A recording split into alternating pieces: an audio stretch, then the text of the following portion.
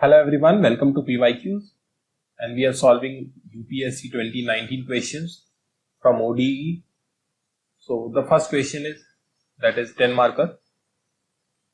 So this question is solve the differential equation. ये पहले से mdx plus ndy फॉर्म में दिया हुआ है. So on comparing what we'll get, m की वैल्यू जो आ गई वो 2y sin x plus 3y power 4 sin x cos x. Similarly n की वैल्यू जो है वो minus 4y cube cos square x plus cos x. Okay, तो हम क्या करते हैं, पहले पार्शियली डिफरेंशिएट करेंगे m को y के रिस्पेक्ट में और n को x के रिस्पेक्ट में. ठीक है, सो my will be, this will B 2 sin x और यहाँ y पावर 4 है तो plus 12y cube sin x और cos x. ठीक, और n को x के रिस्पेक्ट में डिफरेंशिएट करेंगे तो माइनस 4y क्यूब और into 2 times of what, cos x into minus sin x, correct, और cos x का माइनस sin x. सो इसको सिंप्लीफाई करने पे हमें मिलेगा, minus is cancel, so 8y cube cos x sin x plus sin x. ठीक है, अब अगर हम ये चेक करें क्या my nx जो है वो इक्वल तो नहीं है नाउ, तो एग्जैक्ट तो नहीं है. अब हमें फाइंड आउट करना पड़ेगा इंटीग्रेटिंग फैक्टर. सो अगर हम my minus nx find out करें, so what I will get, हमें इंटीग्रेटिंग फैक्टर का पता है कि my minus nx upon n लिखते हैं या फिर nx minus my upon m करते हैं. सो अभी हम ये इसके लिए कोशिश करते हैं. सो this will B 2 sin x plus 12y cube sin x cos x minus this nx, that is 8y cube cos x sin x minus sin x upon n. This is ये वाला n, that is minus 4y cube cos x cos square x plus cos x. ठीक है, तो यहां से ये वाला sin x एक sin x कैंसिल और यहां से हमें ये मिलेगा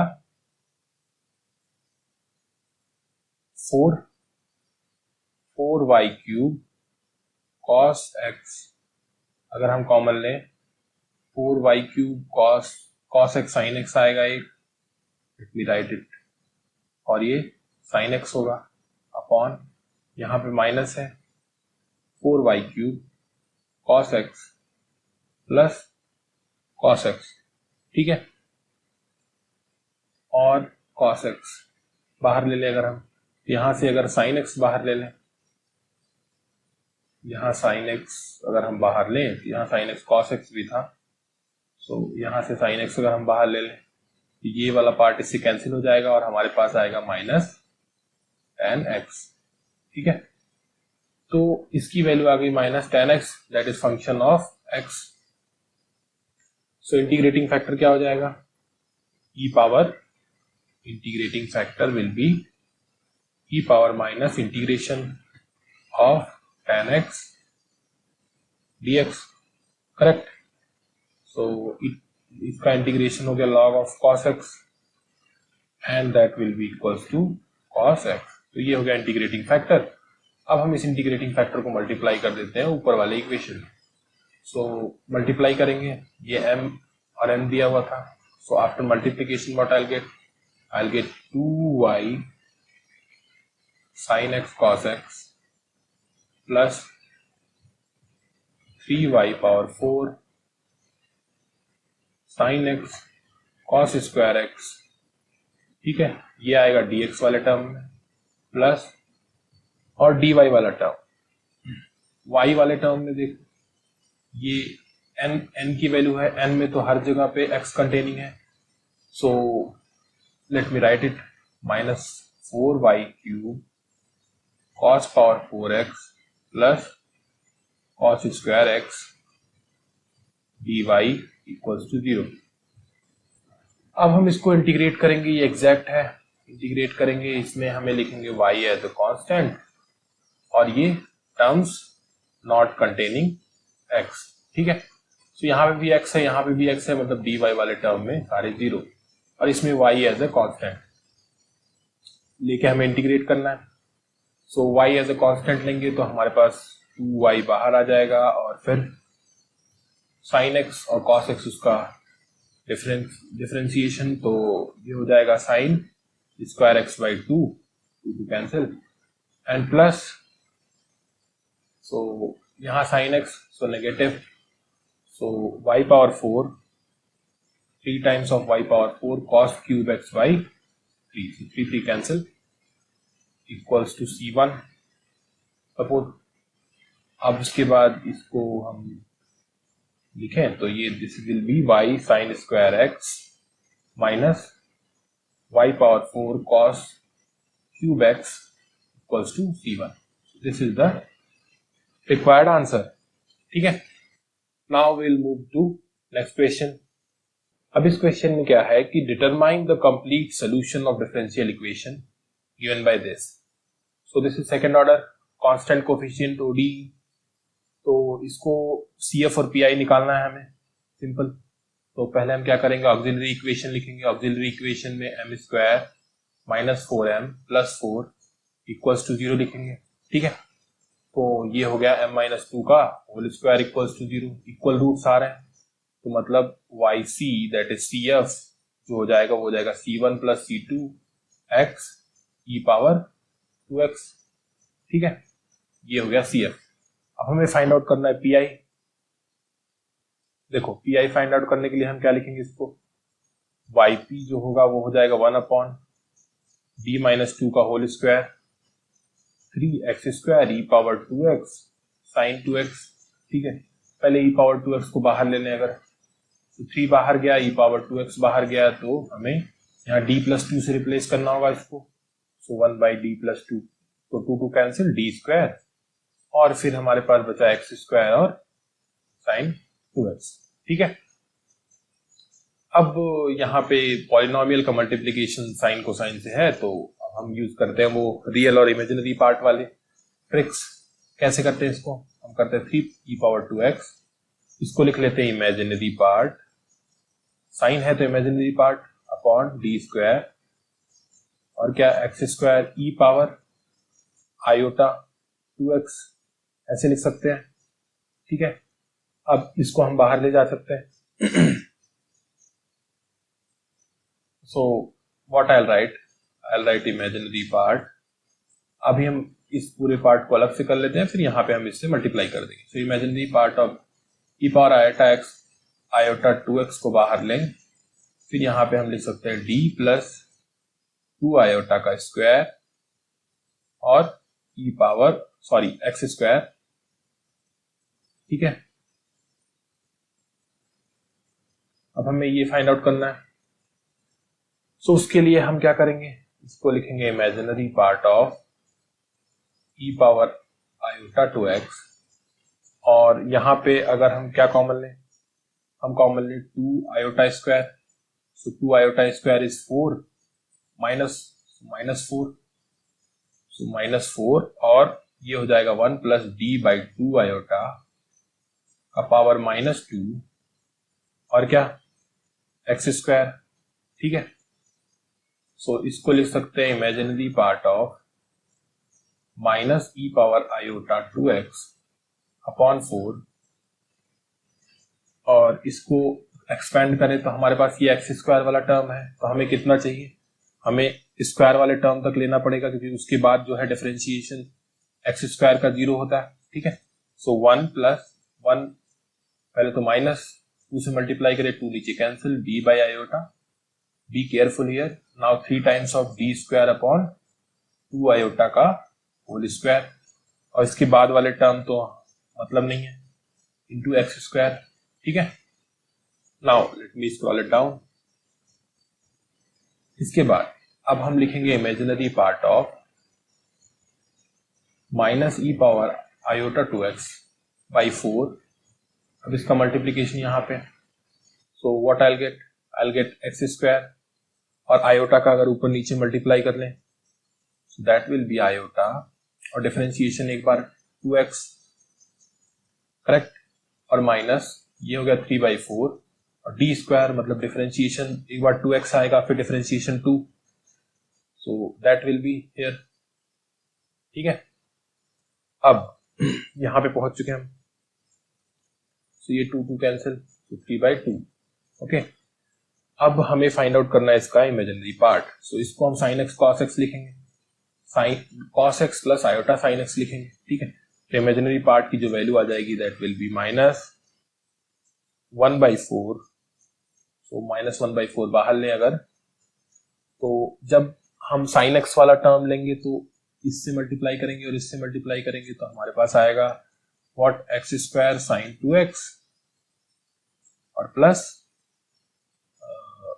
ये वाला पार्ट इसके साथ तो cos वाला आएगा, सो 2x cos 2x, करेक्ट, और इसके साथ sin वाला आएगा दैट इज 3/2 sin 2x. ठीक है, तो फाइनल जो PI हो जाएगा यहाँ पे, यहाँ से अगर हम YP लिखें तो फाइनल YP जो हो जाएगा दैट विल बी 3e⁻²x और एक माइनस 1/4, इससे multiplication x square sine 2x plus 2x cos 2x minus 3/2 sine 2x. ठीक है, तो this will be PI. So final अब कंप्लीट सोल्यूशन कैसे लिखते हैं, so final complete solution that is y complete equals to yc plus yp, that is cf plus pi को add कर देते हैं. cf क्या है, c1 plus c2x e power 2x minus 3/4 e power 2x x square sine 2x plus 2x cos 2x minus 3/2 sine 2x. ठीक है, so this is the required complete solution y equals to this. तो इसको और simplify करना चाहते तो आप कर लो. So that is all in this question. फिर अब हम अगले सवाल की तरफ चलते हैं. Now this question is 10 marker question. Solve the differential equation given by this. ये वेरिएबल कोफिशिएंट का सेकंड ऑर्डर डिफरेंशियल इक्वेशन है, तो इसको हम यहाँ पे कुछ दिया नहीं है कि किस तरीके से सॉल्व करें, तो हम किसी भी हम अपने को 4 मेथड पता है तो उसमें से कोई सा यूज कर सकते हैं. लेकिन यहाँ पे आप देखो ये टर्म जो है, मतलब हम जनरल इक्वेशन से कंपेयर करते हैं y dash p y dash y double dash p y dash q y equals to r. अगर कोई भी कोफिशिएंट जैसे q का q है, q को अगर हम इस तरीके से लिख सकते हैं कि उसका कांस्टेंट कोफिशिएंट हटा के, जैसे q की वैल्यू 2 साइन स्क्वायर x है, हाँ, तो अगर कांस्टेंट को हटा दें या फिर कांस्टेंट को रख के भी हम इसको अगर ये स्क्वायर के टर्म में लिख सकते हैं, तो हम चेंजिंग द इंडिपेंडेंट वेरिएबल वाला मेथड लगाते हैं, इजी पड़ता है उससे. तो वो कैसे करते हैं, so I use changing the independent variable to another independent variable z. कैसे करेंगे इसको, p जो गिवन है कंपेयर करते हैं पहले, 3 sin x minus cot x, correct. q जो है वो क्या है, 2 sin स्क्वायर x, और r क्या है, r है e power minus cos x और sin स्क्वायर x. ठीक है, तो ये p q r हो गया. अब देखो सबसे पहले हम अज्यूम करते हैं dz बाई dx का होल स्क्वायर को हम अज्यूम करते हैं इसमें इसका कोई पार्ट, जैसे साइन स्क्वायर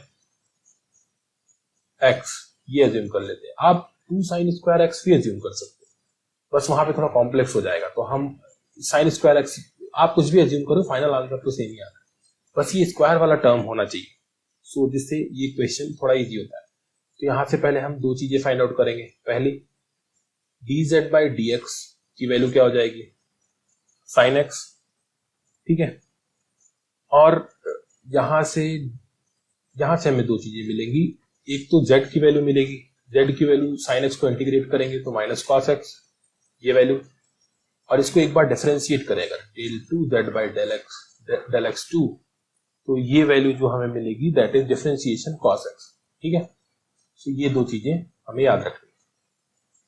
अब हम चलते हैं इंडिपेंडेंट वेरिएबल को z में चेंज करने के लिए, changing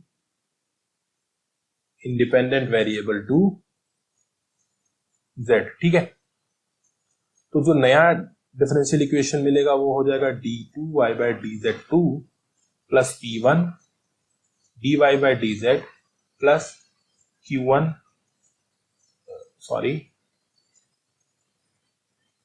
q1y equals to r1। ठीक है, तो let me scroll it down. अब जहां पे P1 क्या होता है? P1 होता है Z का दो बार differentiation, right in this way. तो P1 होता है del two Z by del x2 plus P del Z by del x upon ये del Z by del x का होल स्क्वायर। ठीक है, तो ये रहा del two Z by del x2 यहाँ पे, तो ये हो गया cos x प्लस P की वैल्यू क्या है? P की वैल्यू ऊपर है 3 sin x minus cot x, और dz बाई dx की वैल्यू क्या है? sin x। ठीक है, और upon del z by del x का sin x का स्क्वायर। ठीक है, तो अब देखो यहाँ पे 3 sin स्क्वायर x और ये cos x कैंसिल हो गया, तो ये वैल्यू आ गई 3। सो P1 की वैल्यू जो आई वो आ गई 3। अब Q1 की वैल्यू क्या है? Q1 की वैल्यू होती है जो हमने अज्यूम किया है Q 2 sin x स्क्वायर। ठीक है, तो हमारा नया Q1 जो आ जाएगा वो 2 होगा। सो ये हो गया Q1 और ये हो गया P1। और उसी तरीके से R की वैल्यू क्या है? R की value R by del Z by del X का होल स्क्वायर। ये del Z by del X का होल स्क्वायर वो Q के बराबर नहीं है, वो हमने साइन स्क्वायर एक्स ही अज्यूम किया है। तो this is E power minus cos X sine square X upon sine square X cancel, so E power minus cos X. ठीक है, इसको लिख सकते हैं ई पावर माइनस जेड, क्योंकि जेड की वैल्यू माइनस कॉस एक्स है।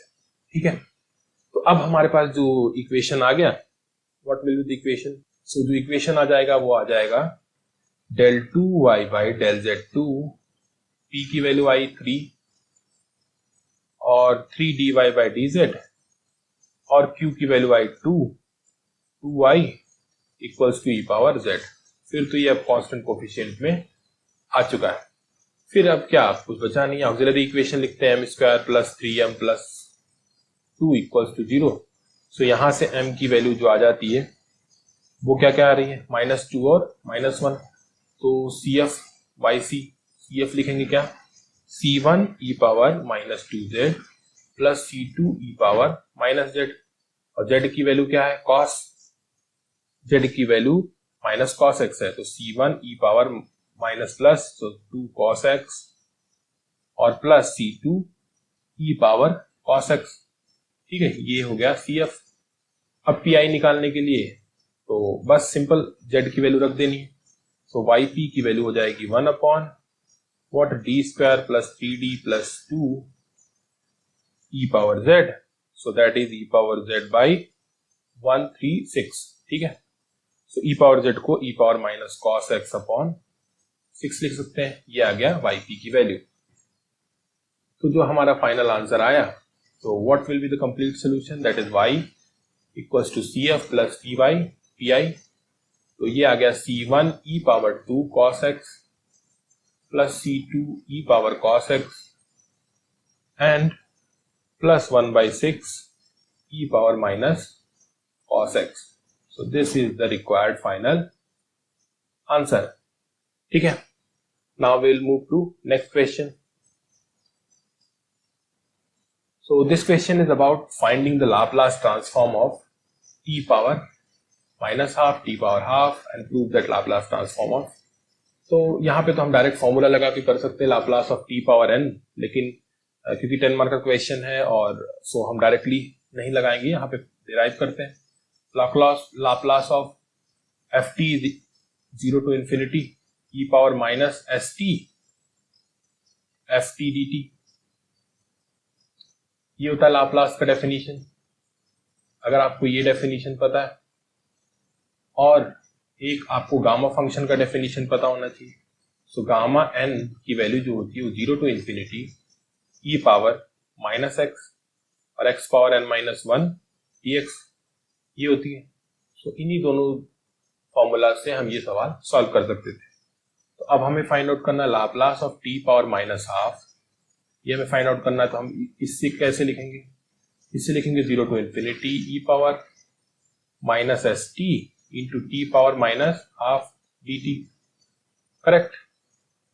अब इसको अगर एस टी को हम x ले लें, e पावर माइनस एक्स, हम क्या कर रहे हैं एस टी को ले रहे हैं x, तो डी टी को क्या लिख सकते हैं dx बाई एस, करेक्ट। और यहाँ पे देखो t को क्या लिख सकते हैं x बाई एस का power minus half into D T को क्या लिख सकते हैं डी एक्स बाई एस, ठीक है। तो यहां से हमारे पास क्या 1 बाई एस पावर हाफ जो है वो बाहर चला जाएगा, इंटीग्रेशन 0 to infinity, और यहाँ होगा e power minus x into x power minus half D x, ठीक, करेक्ट।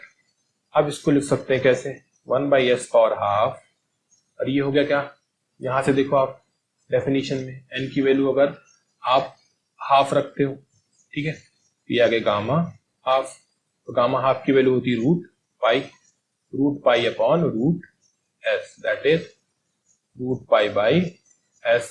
तो ये हो गया पहला Laplace transform of t power minus half, ठीक है।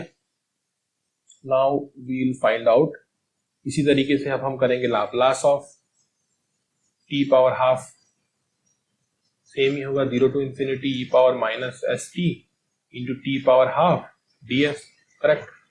फिर से एस टी को हम लेंगे x, तो ये हो जाएगा 0 to infinity e power minus x और x बाई एस हाफ और dx बाई एस, करेक्ट।